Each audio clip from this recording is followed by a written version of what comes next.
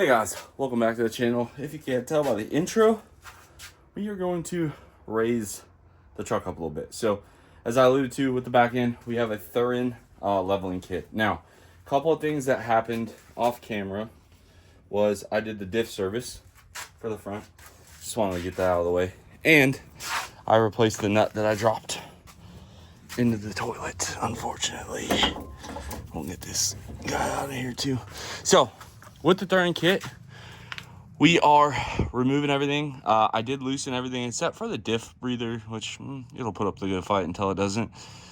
And this is kind of where she sits. Now, before we go bolting on a bunch of fancy parts and all that jazz, we are going to go ahead and finish painting the parts that need to be painted. I got to wire wheel this down real quick so I can get a better coat on it. There must have been a little wax left. As you can see, that's what it should look like. So I started with the Scotch-Brite on the radius arms. We will finish with the Scotch-Brite on the radius arms. And then obviously, once this is all complete, we do have to get an alignment on the old girl. So on these radius arms, what happens is you get this slinky effect. And for those of you guys that are new, because you have this one arm here with two fixed locations, as you make this gap bigger, it makes this axle tip forward, right? So when it's all the way up, see how close the spring perch, or how far off the spring perch is? So if you drew a straight line down, we're way off. Well, the axle is drooped very, very far, not as far as it could normally, with everything disconnected to make our job easier. Now, what happens when you change this? You have to rotate this axle to keep the spring in line, essentially, is what's happening. So on our kit, we went with the 1/2-inch kit.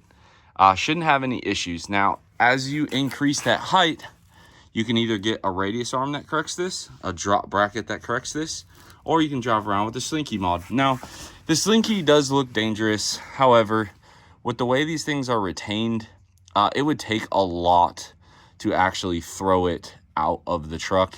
And even then, the worst that's going to happen, the spring comes out, maybe you run it over, whatever. The bump stop will catch it. So I don't want to scare people into thinking that they're dead if this happens, because that's not true. But that is the gist of the radius arm. Now, on the stock radius arm, you do have some. If you guys own like a 2nd or a 3rd gen, should be very familiar with that right there. That is essentially your caster alignment. Now, mine is pretty much zeroed out, which tells me that we can essentially rotate. Let me zoom you guys back out. We're going to rotate the axle like this. So bring the top up, bring the bottom out. So like this. Now I am not going to try, maybe I'll, I don't know. I say a lot of things and then I do them anyway. I might throw that around. So if you think about how this works, it's an offset bolt, right? You guys look at it. It's not centered, okay?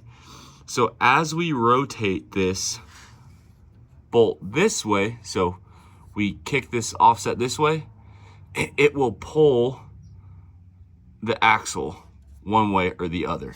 So that's where you kind of just got to take a second to think about it. It's not something that I would say confuses a lot of people, but you just got to think about, like, if you rotate it one way versus the other, what the outcome becomes. And sometimes the best way is to visualize it. The other thing that you can always do is it's kind of opposite. So if I rotate, this is the most offset you have right here, this dot. If I rotate this sucker all the way back here, okay, I'm going to push the bottom part of the axle out.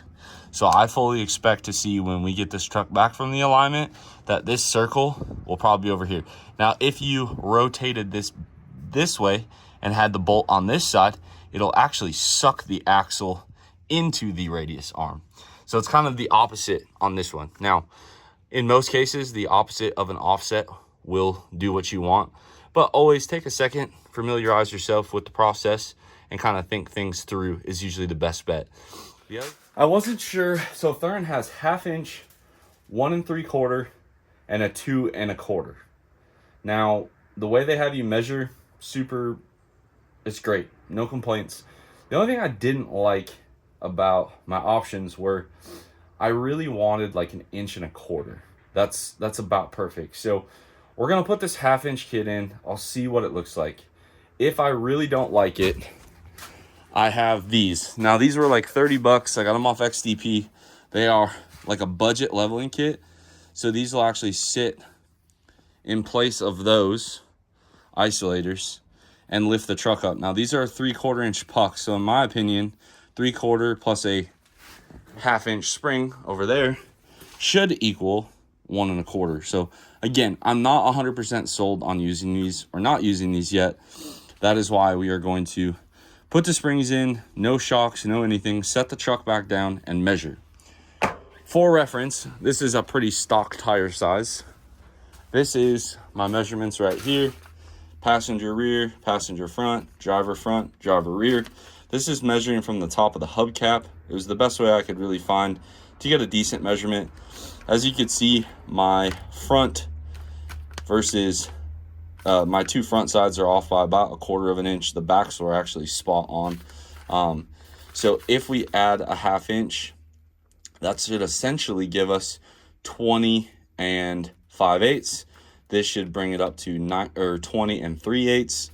And then in the back, we should see this number realistically stay the same. I could see it potentially going down a little bit, but it should stay the same for our purposes. So it's always good to record your measurements beforehand. That way you know. Now Thuren, I'm sure they're a well-respected brand. They're not new by any means, but it might be one of those things. My truck might be a little lighter or a little heavier, and I wanted to have options. Do I like the options that I have created for myself with these? Probably not, but all right. 2 cans of aerosol in my health later. Look at that, boys. God dang, everything looks so good. Except I didn't paint the bottom of the isolator. Probably should have. We'll pull this back out. I was just curious how they all lined up, and they line up good. Thuren's instructions pretty easy. Also, if you've done suspension work, it's not bad.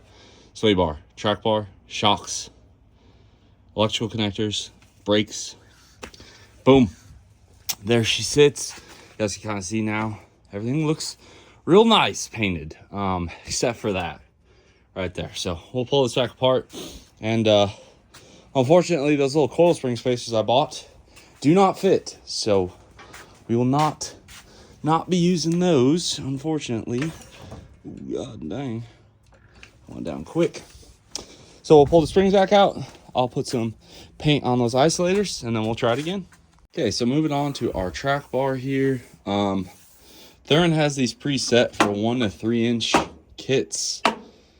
Since ours is only the 1/2 inch kit, I don't know, kind of going back and forth right now. Kind of wishing I would have bought the 1 3/4 kit at this point, but hopefully the shocks don't change much. But there she is, really nice piece. I install a lot of these. I've had good luck with these. They perform well, hold up well, and all in all, just a nice piece. So obviously this is the big end that goes up top. This is the small end. I'm really debating. Realistically, we'd go a 1/2 turn in, and it should be right on the money. The other part of me is like, if I don't like this, I don't know, guys. I'm going back and forth in my head on what I want, what I don't want. So I guess for right now, we'll just put the springs in. I'll kind of make up my mind. You don't need the springs in or out to put the track bar in. It goes in either way. So we'll go ahead, throw the springs in and see what she be. The big thing on these coils, make sure that starts like so, and then you just kind of rotate them in like that, and then you can jack it up. So we are centered up. Just let the backs be the backs. The only thing is the Thuren logo should be out, like facing out, if that makes sense. And then we're just gonna jack up the axle, kind of get it in its spot, like so. And now we can put shocks, track bar, stuff like that in. So kind of hard to give you guys a ton of time lapses on this, unfortunately, just flip-flopping between sides. So I know this video is a little boring, but I'll tell you this, I will spend my money on Thuren every time. Love their products. Not the first time we've installed them. I'm sure it will not be the last either. Track bar torqued on this side because it's a heim joint, doesn't matter. This side has a bushing, so we will not torque this one down until we set ride height. I got the sway bar end links just kind of pushed in for right now, and I also got our like brake lines, ABS stuff tucked back down in there. So, oh man, what a day, guys. On the shocks, folks, I think I already showed you guys the fronts here, maybe not. Whew. Bougie. So now we have our brackets here. This will mount the reservoir, and then we have our reservoirs. It looks sick. I like it. Go ahead, get this one thrown in, and I'll show you guys what it looks like. Well, shoot dang, she looks pretty. Everything all painted, looking nice. Everything's just kind of, the shocks are in all the way, but the track bar I know is loose, and so is the sway bar, but whew, man, that looks killer. Now, I am going to put the wheel well liner in because I don't know how much to notch it for these brackets that Thuren sent. So I'm going to throw the wheel well liners in, and then you won't even be able to see most of this, but I know I did it, and that's all that matters. Okay, so we got it at ride height. I torqued the sway bar end links. I torqued the upper part of the control arm. The only thing that's left is wheel well liners, lug nuts, and the shock reservoir mounts. But I wanted it at ride height so you guys could see it during the daylight. We started at 20 1/8. We ended at 21. So we picked up 7/8 of an inch. We started at 19 7/8. We went to 20 7/8. So we picked up an inch. So pretty accurate on the coils. I like that it kind of leveled the truck out a little bit. So it's about, we'll call it 7/8 of an inch, maybe 1 inch taller. It did not change the back, however. The back's still steady at 21 3/4. So we now just have 3/4 rake on the truck. So it should look pretty good. Again, I didn't want to get crazy with the level. Reason why, just it's a lot easier to get parts, and you guys can see here our Thuren. Let me turn the flash on. Our spring, excuse me, isn't even slinkied. Like, how awesome is that? So I'm sure we'll be able to fix this with the factory caster, but man, it does make it a little taller. Let me change from fisheye to 1 here.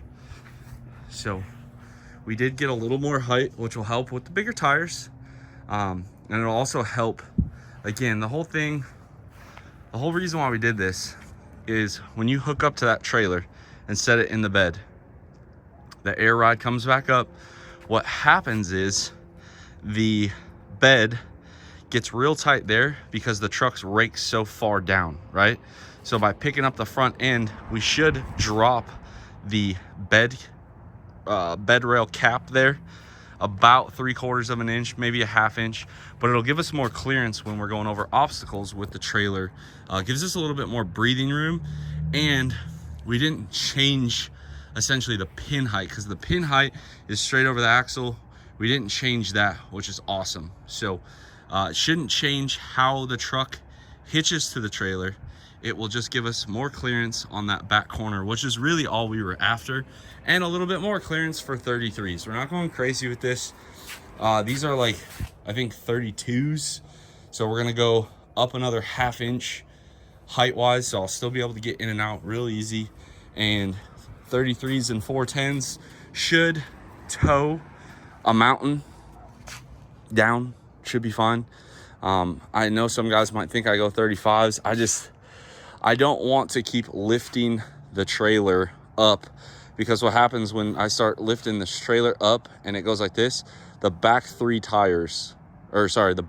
tires get worked more than the front. So we were trying to correct the rake without elevating the trailer up to give us good ground clearance or good ground contact with all the tires and not just the back ones. So I'm going to throw the wheel well liners in. I just wanted you guys to see it during the daylight. I like it. It looks cool. It doesn't look drastically different. If you told me this was an inch higher than stock, I'd probably be like, okay. But it should ride better and fix our rake problem, which I'm a big fan of. And I think other than this area right behind the tow hooks, we are done with our restoration on the frame. Again, super easy. That's the same paint we used before. Goes on nice. Very minimum prep work. I really just scotch it, sand it with Scotch-Brite, wipe it down with acetone, and lay it on there, and it looks good. Now everything just looks clean, like we started fresh again. I ordered some touch-up paint for where this thing had bed or side steps, so we will sand that down and spray it. I'm not really worried about it because most people will never see that, but I want to stop rust corrosion from happening there. So alrighty folks, it's the next day. I finished her out last night, but it was so dark there wasn't really much to see. But we got our reservoirs mounted. I'm gonna be honest, I don't really love how they mount, but it came with it, so for right now we'll leave it. Also got our wheel well liners thrown in, so the only thing we don't have is a grill currently, but everything else is on. And let me back this up into the road so you guys could see it on some flat ground. So there she is in the daylight. Man, dirty for sure, but it sits pretty good. We got a lot of lift out of that. Got about a full inch, which is crazy to me. Again, Thuren advertises this as a half-inch kit. I'm sure over time it will settle, but I would not be surprised if this stays about a 3/4. But it looks killer. I like it. Wait till we finish the front. But she is tall. I like the reservoirs are cool. I also did put MBRP tip on here, and I also just painted the exhaust. Why not? Kind of downplay it. But man, and now you guys see what I'm talking about. Like, the frame all looks nice now, clean, uniform, one color. I like it. And after many controversial posts about coolant temperature and letting trucks warm up, I just want to kind of go through that. So I'm not an advocate for letting a truck warm up to operating temperature idling. What I am a fan of is letting a truck sit there and idle for a few minutes, and then you begin to drive it, put a little load on it, and finish warming it up. So I think maybe there's some confusion on Dave's side, maybe there's some confusion on my side, but either way, again, we let it warm up in the driveway for about 3-4 minutes, and now we're being very gentle on it as we bring it up to operating temperature. So that is all I don't know, can't speak for the other person, but man, ride's pretty nice. I understand my steering wheel's crooked. I do have to adjust the drag link. Mine had the recall, and by that I mean it got tack welded together. So I just got to cut the tack welds and adjust the center link. And then we'll also take it to go get an alignment to probably get our caster fixed. I thought about perhaps just DIYing it, but I'll take it in, get an alignment done. That way everything tracks nice and smooth, as well as the new hubs and new ball joints. We'll probably have to give it a little bit more toe to allow it to kind of go down the road straight. So we'll get her on the old alignment rack and get her dialed in. Shouldn't be an issue. Okay, so definitely rides a little smoother. I'm not gonna say it rides like my DURAMAX because that would be a lie, but I do notice a I wouldn't say extremely significant, but it's a noticeable difference in the way it rides that I'm happy with. Again, alignment is going to be needed. Once you get about 55-ish, 60, this thing does start to wander. Again, we put new hubs on it. We put new ball joints on it. We have changed the caster. So we're going to need to give it a little caster, probably a little bit more toe as well. And that should be it. And maiden voyage complete. It's the most miles we've put on the truck since we've really done all this work. I just put about 15 miles on it. The Thuren kit rides nice. I am impressed. It performs like it should. Again, alignment, we'll get it fixed. So I know that this video, guys, did not have a bunch of actual time lapses. I apologize. Hopefully I covered the steps on how to install this Thuren kit well enough, and hopefully I provided a good enough feedback for you. Like I said, Thuren is not new to this industry. I've always had good luck with Thuren, and that is where I choose to spend my money. So again, don't come at me in the comments. There might be better kits, stuff like that. I will keep you guys up to date on the EMF ball joints and let you know how they hold up. As far as that goes, I don't think there's anything really else left on this video. In the next coming video, we're going to tear apart the front end here, and we have some upgrades for that as well. But all in all, this thing's turning out just like I had envisioned. Just nice and clean and simple, reliable, and hopefully should tow many, many, many miles before we have any issues. And yeah, I'm loving it. Loving it, loving it, loving it.